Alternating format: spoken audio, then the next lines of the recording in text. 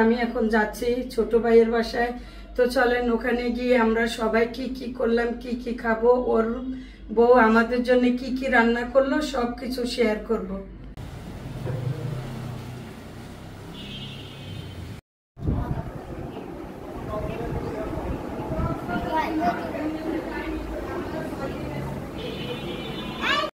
আজকে দুপুরের আয়োজনে মুক্তা আমাদের জন্য কি কি রান্নার আয়োজন করলো।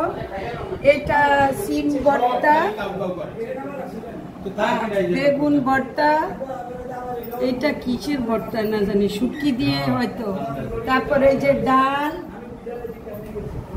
তারপরে এটা হচ্ছে ডিম দিয়ে কিছু টমেটো দিয়ে করা, আর এটা সিম দিয়ে আলু দিয়ে মাছ দিয়ে, এটা ডিমের ভর্তা, এটা শাক দিয়ে রান্না, এটা কুমড়া ভাজি, এটা ছোট মাছ সরপুটি ভাজি, এটা ছোট ইলিশ, আর এটা হচ্ছে ভুড়ি।